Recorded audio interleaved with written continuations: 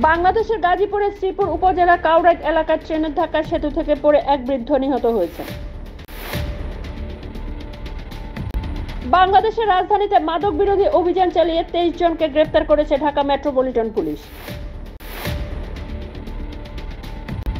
গাজায় নিহত 35,000 ফিলিস্তিনি, অবিলম্বে যুদ্ধবিরতির আহ্বান জাতিসংঘ মহাসচিবের। ইসরায়েলিদের সামনে ফিলিস্তিনের পতাকা ওড়ালেন বাংলাদেশি পর্বতারোহীরা।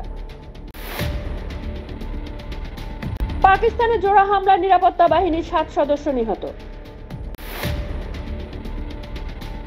কানাডায় কোটি কোটি টাকার সোনা চুরির ঘটনায় গ্রেপ্তার আরও এক ভারতীয় বংশোদ্ভব। পাক অধিকৃত কাশ্মীর পুড়ছে অশান্তির আগুনে, ঝরছে রক্ত, বিক্ষোভ রুখতে মরিয়া পাক সরকার। অশ্লীল ভিডিও কাণ্ডে গ্রেপ্তার আরও 2 বিজেপি নেতা, ভিডিও ফাঁসের অভিযোগ অধরা প্রজ্জ্বল।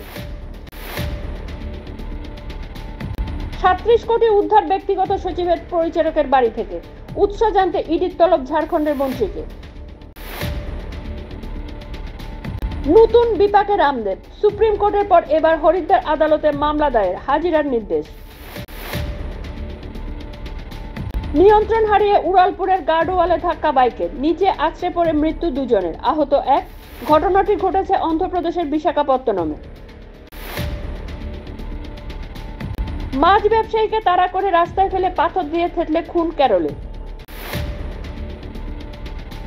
রবিবার পুণ্যার্থীদের জন্য খুলে দেওয়া হলো বদ্রীনাথ ধামের দরজা, যমুনোত্রীর ভিড়ে হিমশিম প্রশাসন। মেক্সিকো মোরালোস প্রদেশে বন্দুক হামলায় 8 জন নিহত রয়েছেন। ইন্দোনেশিয়ায় আকস্মিক বন্যায় নিহত 28, নিখোঁজ বহু।